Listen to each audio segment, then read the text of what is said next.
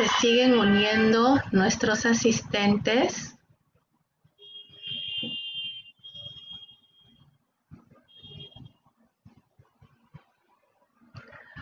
Buenas noches, queridos estudiantes, docentes y público en general. Gracias al apoyo del grupo estudiantil y a la Unidad de Extensión Cultural y Proyección Social, el día de hoy estamos presentando una nueva conferencia a cargo del Magíster Francisco Martínez Salinas. Es la segunda vez que tenemos el honor de tenerlo con nosotros. Como ya sabemos, él es ingeniero, educador, escritor de revistas indexadas, corrector de estilo, con amplia experiencia en la gestión y administración de colegios. Actualmente es director de un excelente colegio particular, es escritor, tiene muchas publicaciones y es un privilegio contar con él. El día de hoy nos va a presentar una interesantísima conferencia que va a contribuir con nosotros, con todos nosotros y sobre todo con nuestros estudiantes que se están formando como traductores. El título de la conferencia es La traducción de textos técnicos, científicos y técnicos. Muchas gracias, Magíster Francisco Martínez Salinas, por colaborar con nuestra institución. Muchas gracias a todos ustedes, asistentes y participantes. Damos inicio a la conferencia y le paso el control, por decirlo así, al Magíster Francisco Martínez. Muchas gracias.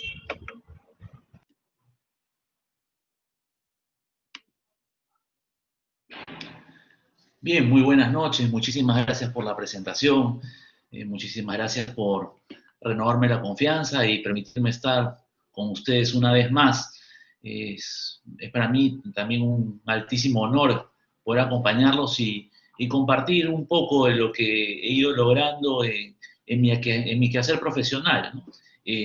Justamente para aquellos que me escucharon en una anterior ocasión, les comentaba que mi interés en el mundo de la traducción, que les puede parecer un poco extraño luego de la presentación, ¿no?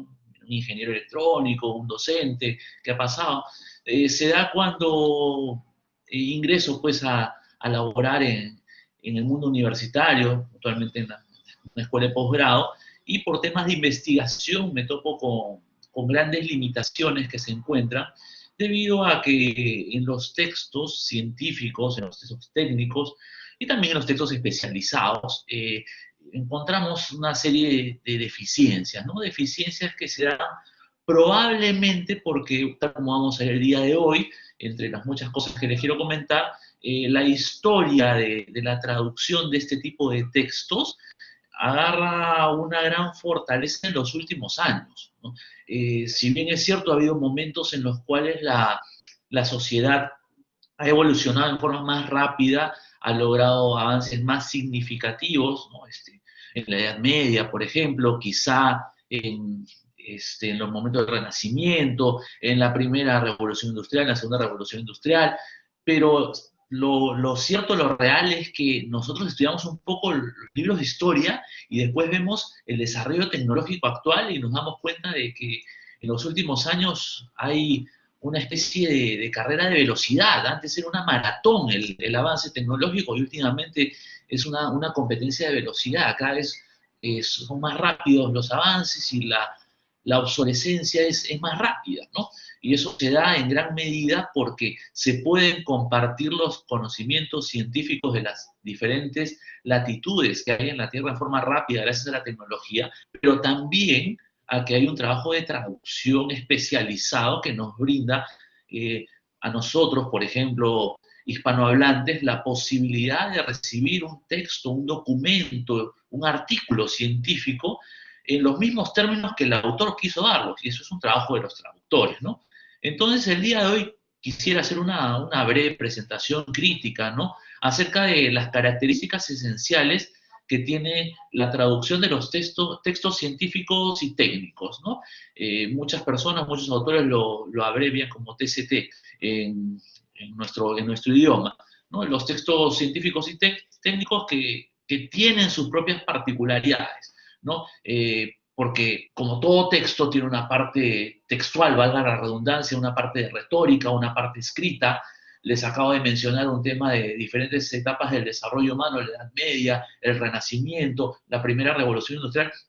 Definitivamente, por más científico que uno puede haber sido, si vivió en estas diferentes épocas, tenía una retórica diferente a la hora de escribir, de expresar el conocimiento, de lanzarlo al mundo, ¿no? Es muy, muy diferente. Han habido grandes exponentes del conocimiento a lo largo de la historia y no todos han compartido su conocimiento de la misma manera.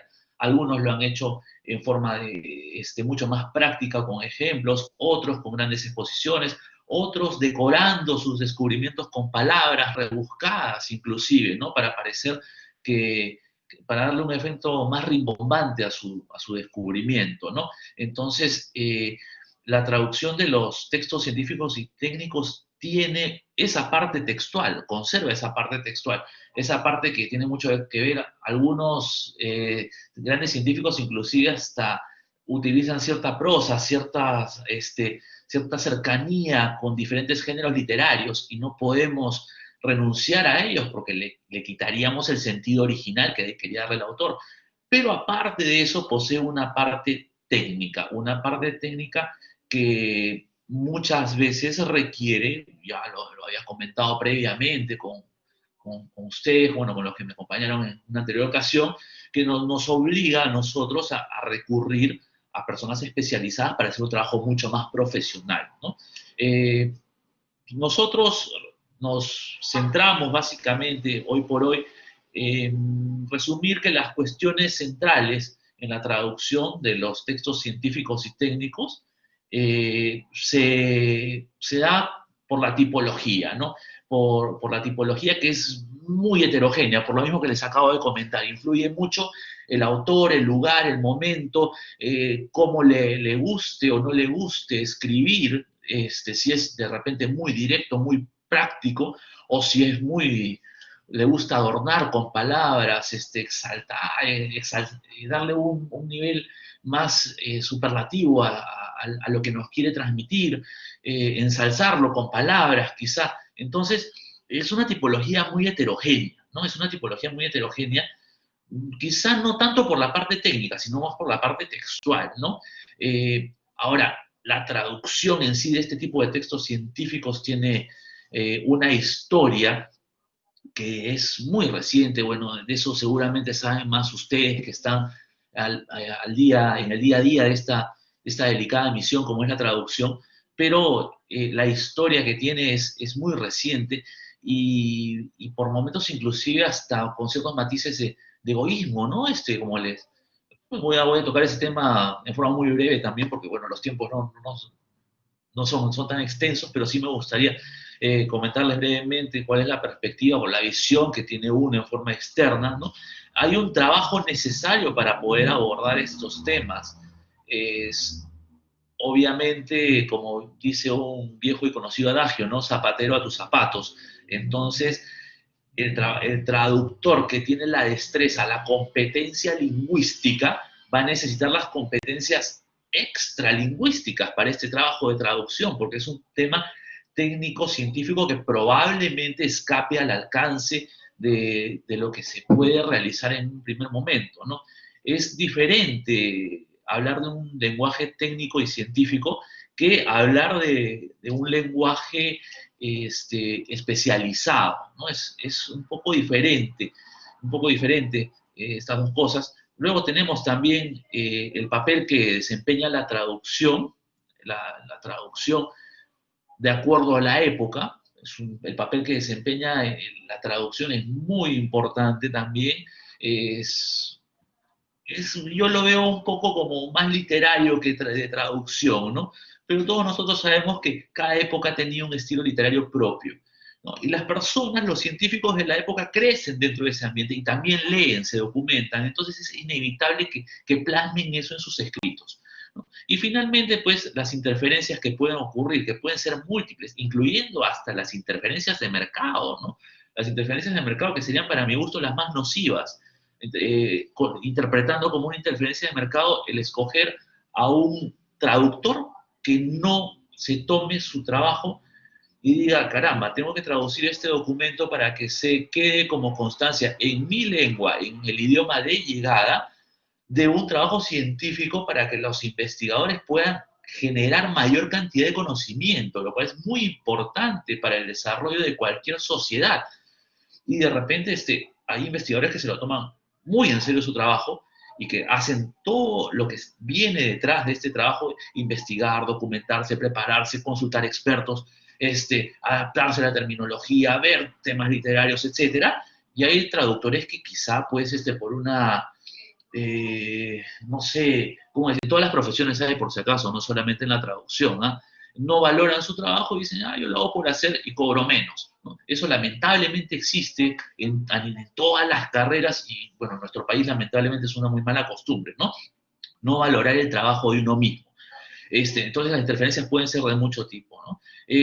Pero en general lo que quiero hacer el día de hoy es darles un panorama global sobre lo que es la traducción en textos científicos y técnicos. Voy a hablar brevemente sobre los textos especializados que tienen mucho, se asemejan bastante, pero no son precisamente lo mismo, ¿no? Bueno, de hecho, muchos autores también separan lo que son los textos técnicos de los textos científicos. A nivel personal trato de englobarlos por un tema de practicidad, de facilidad. Eh, Obviamente lo que es técnica y lo que es ciencia son dos cosas diferentes, pero están interrelacionadas entre ellas, ¿no? No se puede desarrollar una ciencia sin una técnica adecuada. Y esta técnica lleva a nuevos conocimientos. Hay finalmente muchos tipos de conocimiento, ¿no? No está solamente el conocimiento científico, sino también el conocimiento empírico. Pero bueno, ya sería discurrir por otros temas, así que vamos a adentrarnos un poquito a lo que ustedes han venido a escuchar y lo que el día de hoy quería transmitirles, ¿no? Primero que nada, hablando sobre la tipología de los textos científicos y técnicos, tal como mencioné hace un momento, este tipo de textos tienen como característica principal una dualidad de caracteres, ¿no? Tienen una dualidad de caracteres por el tipo textual y por los conocimientos temáticos que requieren, ¿no? Ahora, ¿cómo clasifico yo un texto científico, un texto técnico dentro de este mundo, ¿no? ¿Cómo lo puedo clasificar? ¿Cómo sé en qué momento yo voy a necesitar estos conocimientos, estas competencias extralingüísticas? Por naturaleza temática del texto original es como principalmente se busca englobarlos dentro de la clasificación de los TCTs, ¿no? Por la naturaleza temática del texto original, es decir, ¿qué es aquello que me transmite el texto original? Va buscando decírselo en palabras más sencillas, ¿no? Un buen punto de partida sería considerar los textos, como textos científicos y técnicos, aquellos que la temática está referida a ciencias experimentales o ciencias duras, ¿no? Como por ejemplo la matemática, la medicina, la física, la química, la industria, ¿no? Etcétera. Ese sería un punto de partida importante. Y a la vez, este punto de partida me sirve a mí para explicarles cuál es la diferencia que yo encuentro o que podemos encontrar entre lo que es un texto especializado y lo que es un texto científico y técnico. Un texto especializado es un texto que se puede dirigir a cualquiera de estas ciencias, pero que está orientada a redactar un artículo, está orientada a crear pues un tema de interés, a compartir algo con la comunidad en general, de manera tal que puede ser un texto de matemática, de manera que lo puede interpretar cualquier persona que no sea necesariamente un matemático puro. Sin embargo, un texto científico y técnico es aquel que sí tiene mucha profundidad, llega a términos técnicos, a terminología, a los formulismos y a los formalismos que la ciencia tiene y que cualquier persona, o como se dice en el Perú, cualquier ciudadano de de pie, no conoce o no tendría por qué conocer porque es lo que no nos han enseñado en la escuela o en nuestra carrera universitaria, ¿no? Yo no soy un matemático puro, no tendría por qué conocer esos términos, no tendría por qué conocer esto. Entonces, ahí está la diferencia, ¿no? En la profundidad. Un texto especializado, definitivo. Por ejemplo, yo hace un momento me presentaron, yo escribo artículos de opinión, básicamente. Eh, entonces,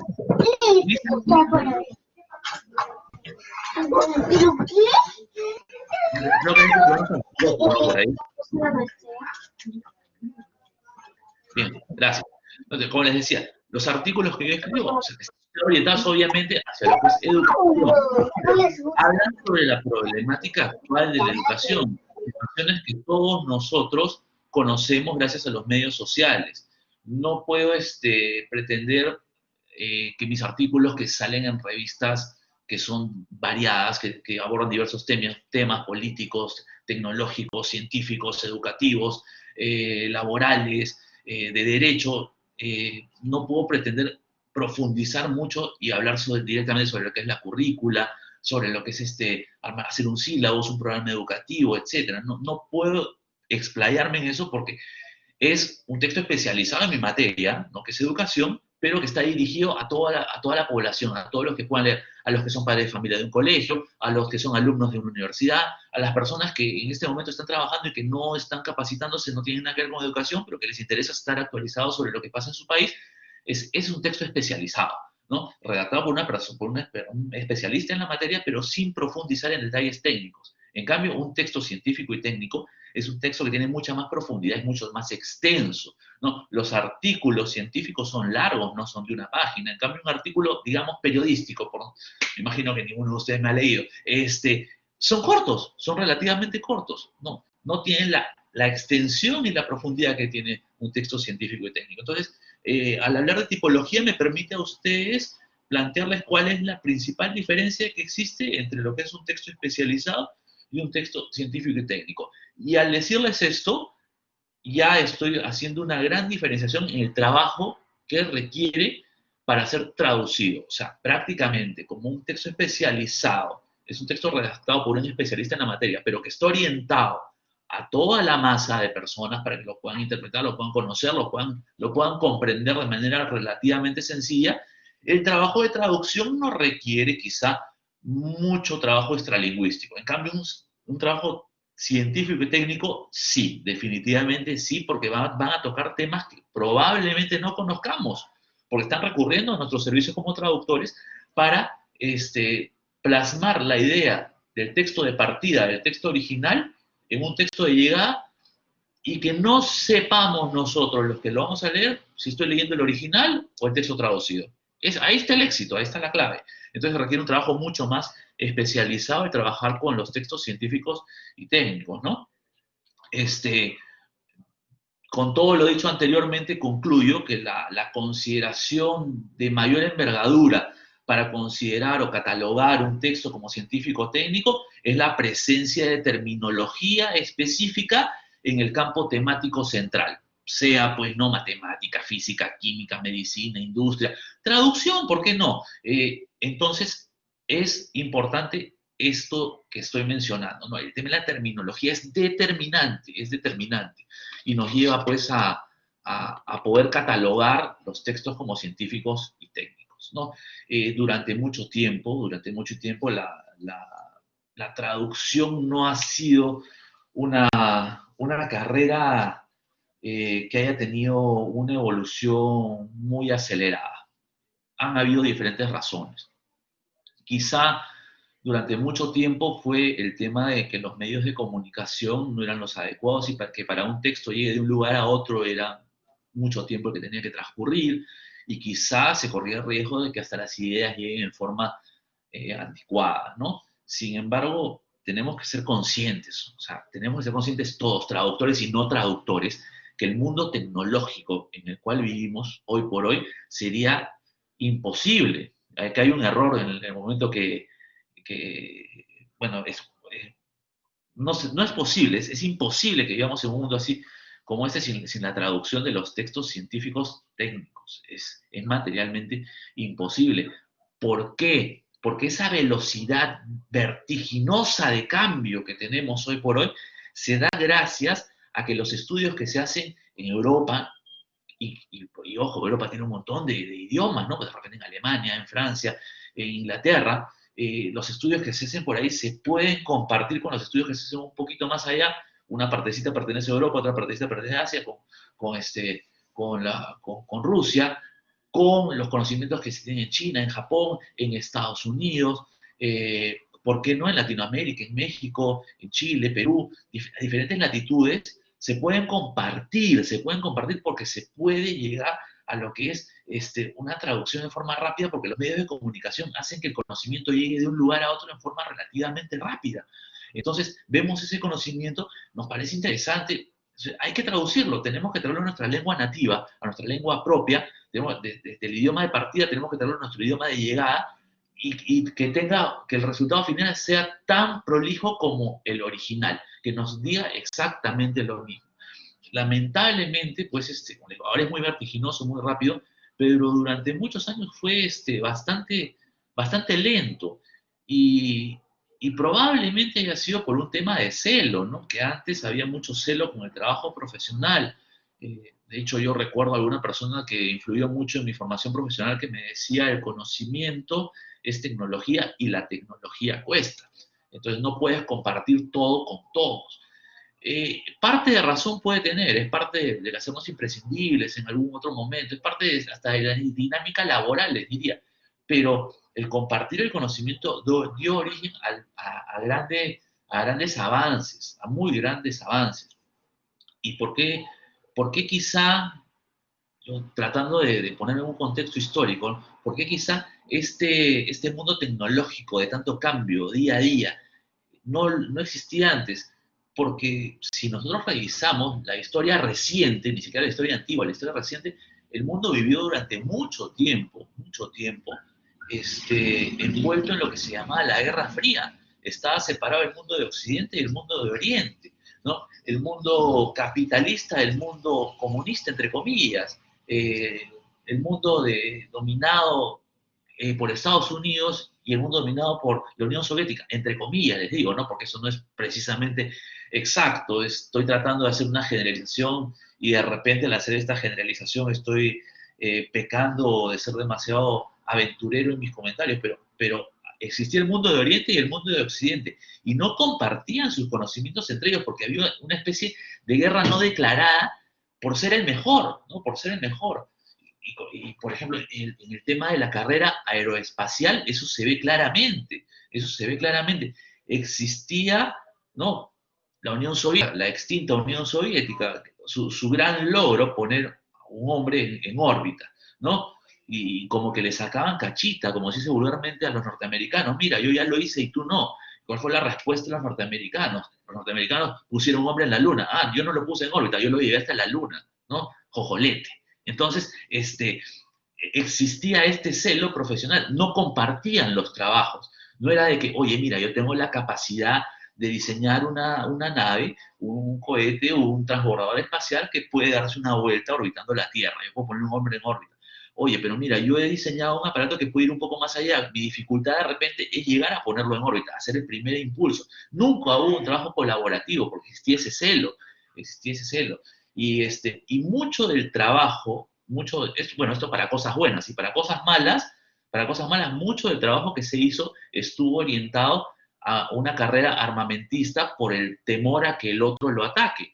Y esto quita definitivamente a los científicos de hacer buenas obras, ¿no? ¿Sabes qué? Contrato a los mejores científicos del mundo, desarrollenme un arma lo suficientemente eficiente, rápida, efectiva para acabar la guerra del mundo por tres si es que estos me atacan. Y los dos países estaban en eso, eran las dos grandes potencias que dominaban el mundo. Entonces, durante ese tiempo, el desarrollo no fue tan rápido. Pero si ustedes se dan cuenta, a raíz de la caída de lo que se denominaba el Imperio de Oriente, ¿no? Y no me refiero a los chinos, los japoneses, etcétera, de cosas que han evolucionado de forma muy rápida y nos dejaron una gran enseñanza, sobre todo el pueblo japonés.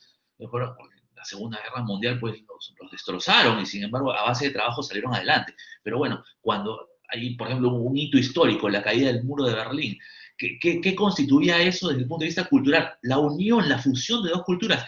Y en ese contexto, el trabajo colaborativo empieza a surgir. Y si ustedes se dan cuenta, la evolución es rapidísima y nos damos cuenta en algo muy sencillo. Los electrodomésticos, cómo han cambiado en nuestros hogares. Los vehículos, cómo han cambiado en las pistas, ¿no? O sea, ha habido un cambio radical. Ha habido un cambio radical. Caímos en costumbres consumistas, también hay que reconocerlo. Actualmente somos testigos fieles de que nos equivocamos y que nos trajeron ciertos problemas. Yo considero de que esta pandemia que nos ha obligado a todos nosotros a cambiar nuestra modalidad de trabajo, nuestra modalidad de contactarnos, es uno de los resultados de que no hemos venido haciendo bien las cosas, en definitiva, porque no es común, no es habitual, no soy médico, pero no es común, no es habitual que ocurran este tipo de sucesos. Por eso son sucesos aislados, las pandemias son sucesos aislados en el mundo y que se dan porque ha habido una falta de control. Y la falta de control es porque nosotros como seres humanos no hemos sabido regularnos en algún momento, ¿no? Entonces, hay todo ese tema, ¿no? Ahora, como les digo, la historia de la traducción es una historia reciente, por lo cual es una labor muy abnegada la que se tiene, dado que el nivel de producción tecnológica es tanto que a los traductores les pone la valla bastante alta, ¿no? Tenemos que hacer el trabajo de forma rápida, también no nos podemos demorar. Antes la producción científica no era tan rápida como lo es ahora, entonces no se necesita. Imagínense ustedes, ¿no? Ya que les hablé del tema de la pandemia, se hacen trabajos a nivel mundial. Hay grandes trabajos que se están haciendo en Inglaterra, en Alemania, en Estados Unidos, en China inclusive, para obtener una vacuna que no sabemos si va a llegar o no a ciencia cierta, por lo menos en el corto plazo. ¿Qué ocurre? Estas personas están trabajando profesionales de diferentes nacionalidades y necesitan tener la información de lo que se está avanzando en tiempo real prácticamente. Y no necesariamente el investigador que está entrando a una transnacional con todos los galones necesarios como un gran biólogo para investigar este tema, sabe el idioma de los que ya lo han venido trabajando. Entonces se necesita que alguien le ponga así en tiempo real la traducción, fiel al original, ¿no? Entonces es un tema bastante delicado, bastante abnegado, y como les digo, que en los últimos años ha tenido un crecimiento bastante rápido, y yo presumo de que va a seguir incrementando la velocidad, así que deben estar preparados para ello, ¿no? Finalmente, quería hablar brevemente de la historia, creo que me he extendido mucho en este punto, hablando sobre la terminología, ¿no? Hablamos también sobre la terminología. La terminología, miren, en cualquier ciencia, todas las ciencias, las ciencias naturales, ciencias sociales, ciencias prácticas, ciencias fácticas, o sea, cualquier tipo de ciencia, la terminología, para ver, es una combinación valga la redundancia de términos, ¿no? Terminología viene de términos, de términos y de formulismos que, para mi gusto, tienen dos funciones. La primera, que es una función eminentemente práctica, están destinadas a darle mayor precisión a la ciencia que estemos estudiando. O sea, para tener mayor precisión, nosotros nos agarramos de ciertos términos y de ciertos formulismos que encontramos. Cada ciencia tiene sus fórmulas. Desde la ciencia más elemental tiene sus formas, ¿no? Desde la ciencia del álgebra, de repente, los productos notables, ¿no? La ciencia de la geometría, ¿no? Las áreas, los perímetros, los volúmenes. Ciencias elementales, ¿sabes? Que de repente, bueno, no de repente, estoy convencido que todos las hemos visto en el colegio. Entonces, tienen sus formulismos, tienen sus fórmulas propias, ¿no? Entonces, eso están destinadas a darle mayor precisión, pero a la vez están destinadas a darle mayor formalismo, ¿no? A tener un toque de distinción, ¿no? O sea, a darle ese punto preciso a esta ciencia que no lo tiene la otra, ¿no? Por eso existen, pues, diferentes unidades, inclusive, que son especializadas para ciertas aplicaciones y otras que son especializadas para otras aplicaciones. Hay algunas que son comunes, pero hay muchas que son especializadas, ¿no? Y que no tienen nada que ver con la otra, y que tienen que ver mucho que ver con el formalismo que le va a dar esa precisión a la disciplina correspondiente y la va a ayudar a crear una identidad propia, ¿no? Ahora, también hay que seamos conscientes, ¿no? Como les mencioné al principio de esta pequeña exposición, todos los textos poseen un contenido cultural y hasta ideológico, diría yo, que es parte del autor original, ¿no? Muchos, inclusive, no son perfectos. Muchos de los textos científicos que nosotros, los investigadores, tomamos en cierto momento, los tomamos justamente porque son imperfectos. Los tomamos porque encontramos que son perfectibles y nosotros queremos investigar y queremos ver cómo los podemos mejorar, cómo los podemos perfeccionar. Entonces, estas razones que les estoy diciendo, ¿no? El contenido cultural, el contenido ideológico, la característica perfectible de muchos textos científicos, son dificultades que vamos a encontrar en el camino y que motivan que el traductor tenga que literalmente ponerse en los zapatos de la persona que escribió el texto en el idioma de partida para poder hacer el trabajo profesional y llevarlo al idioma de llegada, ¿no? Y finalmente, nosotros vamos a encontrar diferentes interferencias. Al comienzo de la exposición les hablé sobre una interferencia bastante nociva, que es la interferencia de mercado, pero existen diferentes interferencias que vamos a encontrar en el trabajo de traducción. Una de las más comunes que se da desde la época del latín, que es muy usado durante mucho tiempo. Mucho de nuestro contenido idiomático tiene sus raíces en el latín y hay muchas palabras que nosotros importamos del latín en forma originaria y que hasta el día de hoy las mantenemos, ¿no? Pero la interferencia se define principalmente como la importación de componentes léxicos y estructurales de una lengua foránea a nuestra lengua de origen. Ustedes saben que hay muchos anglicismos, por ejemplo, en el idioma castellano hoy por hoy, bueno, en el idioma español para hablar con mayor propiedad, hay muchos anglicismos que son términos que tomamos del idioma inglés y que los adoptamos como propios y que muchas veces están inmersos dentro del mundo técnico y científico, ¿no? Por ejemplo, yo como ingeniero soy ingeniero electrónico y yo estudié ingeniería electrónica, como les comenté, hace algún tiempo, bueno, no en esta charla precisamente, pero cuando yo estudiaba, los textos que yo traía, las unidades, yo no leía amperio, no leía voltio, no leía ohmio, venían pues como ampere, como volt, como ohm, y hay, en el trasfondo también hay un formalismo, ¿no? Porque finalmente todos estas unidades, las unidades que son las unidades principales de energía eléctrica, el voltaje, la corriente y la resistencia, vienen de apellidos, y los apellidos originarios eran pues volt, eran ampere y era ohm, ¿no? Era George Ohm, no era Jorge Ohmio.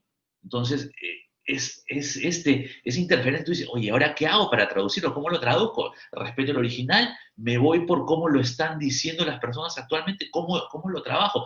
Es una interferencia de idiomática que en algunos casos, como les digo, en este caso particular, el tema de los apellidos, es válido ponerse a pensar y decir qué es lo que está ocurriendo, ¿no? ¿Cómo lo voy a trabajar yo? ¿Qué es lo que voy a hacer?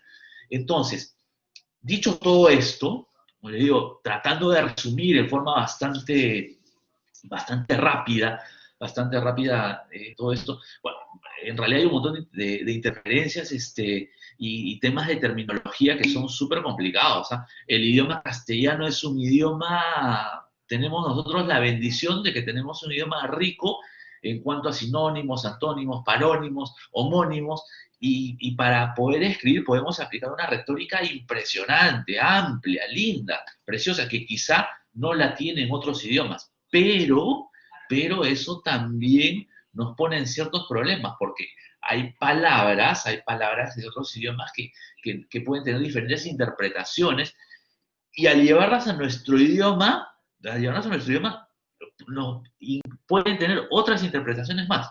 Les voy a contar un caso cortito antes de pasar a lo último que quería compartirles el día de hoy, que les va a parecer hasta risible, ¿no? Bueno, hay una película de hace algunos años con Will Smith que se llama I Am Legend, Soy Leyenda.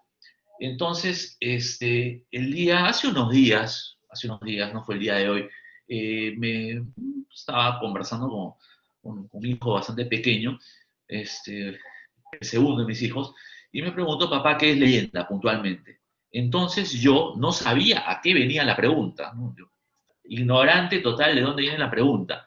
Entonces yo le comencé a explicar, no, mira, Hijo, leyenda es una forma de relato que se transmite de generación en generación, que incluye elementos que son reales, que pueden haber ocurrido, con elementos fantásticos. Le hablé pues de las leyendas de la formación del Imperio Incaico, de la leyenda de Manco Cápac Pañumaoglio, de la leyenda de los hermanos Sayar.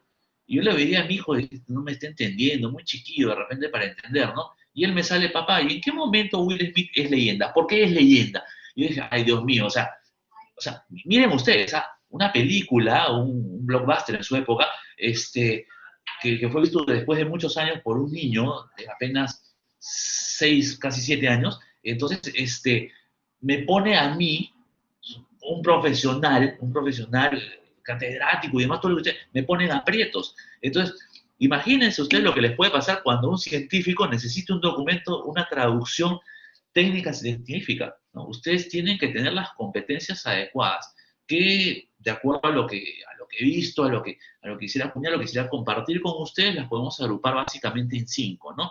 Ya les hablé durante toda mi prédica del día de hoy de la competencia lingüística. La competencia lingüística es la habilidad que ustedes deben tener en las dos lenguas, en la lengua de partida y en la lengua de llegada. O sea, tienen que tener una completa y absoluta comprensión de la lengua de partida. Y obviamente la lengua de partida no va a ser su lengua nativa, ¿no? Pero aparte de eso, deben tener la destreza necesaria en la producción en la lengua de llegada, con todo lo que les acabo de decir de la riqueza idiomática del español. Vamos, no es un trabajo necesariamente sencillo. Mucho cariño y mucha dedicación tienen que poner en ello. ¿No? Eso en cuanto a las competencias lingüísticas, ¿no? Las competencias lingüísticas tienen que tener una completa comprensión de la lengua de partida, ¿no? Todavía no estamos hablando de los criterios técnicos, ¿ah? Pero tienen que tener una completa comprensión de la lengua de partida y aparte tienen que ser muy fuertes, muy competentes, muy capaces en la producción en el texto de llegada, que ahí sí debe ser, me imagino, principalmente el texto de su lengua nativa, ¿no? Luego, ya entrando en los conocimientos técnicos, en los conocimientos científicos, en los conocimientos temáticos, en los conocimientos de terminología, en los conocimientos culturales, en los conocimientos enciclopédicos, si queremos decirlo, porque pueden ser una ciencia social, todo eso lo vamos a entrar en lo que son las competencias extralingüísticas, las cuales, seamos honestos, no necesariamente las tienen que tener, no tienen que ser parte de su día a día, y es ahí donde viene el trabajo colaborativo. ¿No? Es ahí donde el trabajo colaborativo que yo les acabo de decir hace un momento cuando hablé sobre la historia de la traducción y en qué momento agarró un push bastante fuerte, que fue cuando se acabó la Guerra Fría y todos colaboraron. O sea, es necesario, pues, ¿no? Oye, estoy traduciendo un tema de medicina, yo no soy médico, necesito hablar con médicos que sean especialistas en el tema neurológico, por ejemplo, ¿no? Necesito hablar con neurólogos, con buenos neurólogos que me aclaren el panorama y me digan si estoy traduciendo bien, porque la traducción literal no me va a llevar a ningún lado. Entonces necesito esa competencia extralingüística que me va a obligar a mí a hacer un trabajo colaborativo e interdisciplinario, ¿ya? Eso es muy importante que lo sepamos y que lo tomemos con total interés de que nosotros no dejamos de ser traductores por el hecho de pedir colaboración especialista en el campo temático en el cual estoy haciendo las cosas, porque estoy hablando de un tema técnico-científico. Y como dije hace muchísimo rato, zapatero a tus zapatos. Entonces, esas competencias extralingüísticas tenemos que lograrlas en el momento que nos lo demanden. Ese es otro de los puntos que necesitamos. Luego, las competencias de transferencia, que vienen a ser la capacidad que, de expresar ese texto original que está en otro idioma, en lo que se conoce técnicamente como idioma de partida, en el idioma de llegada, de acuerdo a la finalidad, al fin que tenía en forma original. O sea, ¿cuál era el objetivo que tenía este texto en su idioma original? Tiene que ser el mismo objetivo que tiene en el idioma que yo lo estoy traduciendo, ¿no? Y debe estar orientado a las características del destinatario. Esta transferencia no solamente es una transferencia de idioma, es una transferencia de culturas también, ¿no?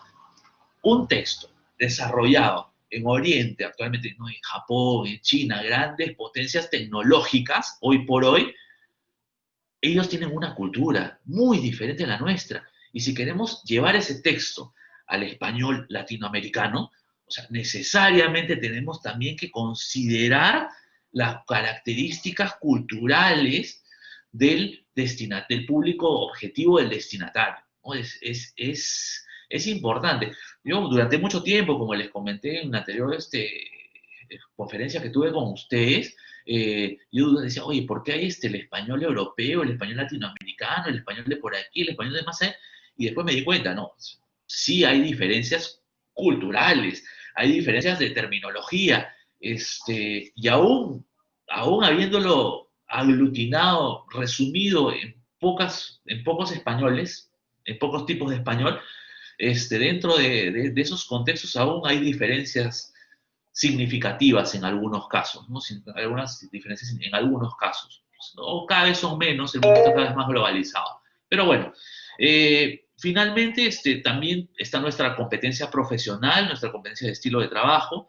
Nosotros tenemos que saber documentarnos, tenemos que saber cómo llegar a esos especialistas que nos van a dar la competencia de la lingüística, cómo vamos a poder transferir los conocimientos a quien queremos llegar, qué tecnología tenemos que usar y qué tecnología no tenemos que usar, ¿no? No es tan fácil como usar el Google Translator, no, definitivamente no. Entonces tenemos que tener profesionalismo y saber cómo, dónde, cuándo documentarnos, qué tecnologías usar, en qué momento utilizarlas, cómo utilizarlas y para qué utilizarlas. Es parte de nuestras competencias profesionales que valgan verdades, y eso se los van a decir seguramente todos sus docentes a lo largo de su carrera, se gana mucho en el día a día cuando uno ya empieza a trabajar. Por eso es que las universidades, antes de soltarnos al ruedo a laborar, nos ponen pues un requisito que son las prácticas preprofesionales, ¿no? Y finalmente, una competencia estratégica.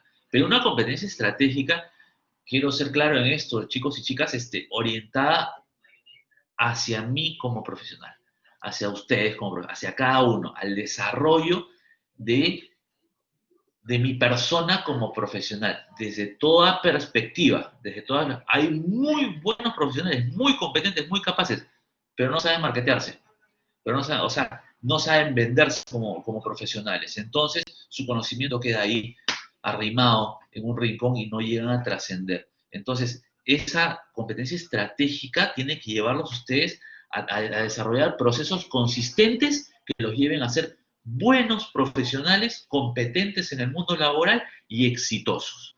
Eso sería, de mi parte, tratando de resumir, como les digo, en función al tiempo que disponemos y para tratar de no aburrirlos mucho también, porque el día de hoy hemos sido un poco más técnicos que la última vez, lo que queremos lograr dentro de un traductor de textos científicos técnicos. Básicamente estas competencias, y logrando tener estas competencias, si es que esta va a ser la área de especialización que ustedes van a buscar, les auguro mucho éxito, chicos y chicas, señoras y señores. Y de mi parte, pues,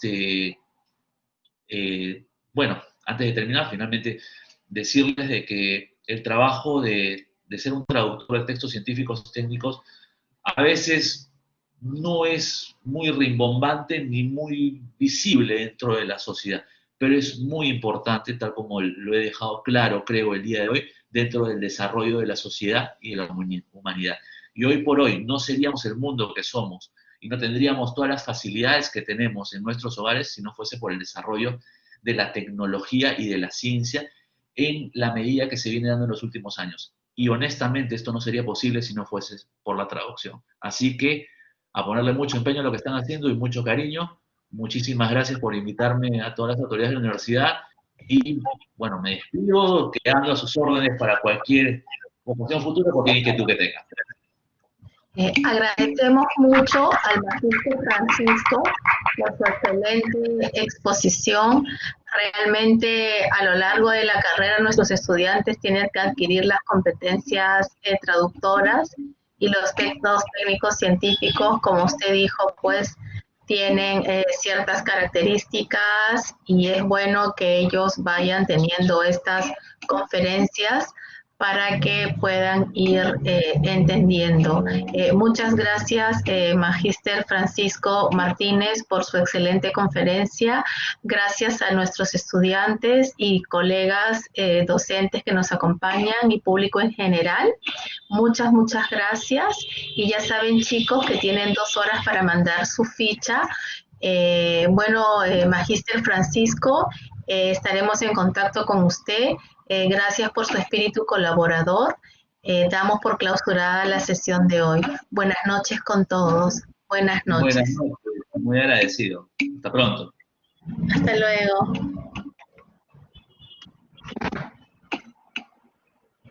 Muchísimas gracias, estuvo muy interesante la conferencia. Nos vemos, cuídense. Gracias. Nos alegra mucho que les haya gustado la conferencia. Sí, ha sido muy interesante y enriquecedora. Gracias por estar siempre aquí con nosotros acompañándonos, ¿sí? Y muchas gracias a Francisco Martínez. Sí, gracias. Nos vemos en la próxima conferencia, cuídense. Sí, hasta el sábado. Buenas noches. Gracias por todo. Muchas gracias. Sí, Claudia, muy interesante la conferencia. Gracias, Claudia, por tu excelente comentario. Sí. Excelentes comentarios, sí. Muchas gracias. Buenas noches.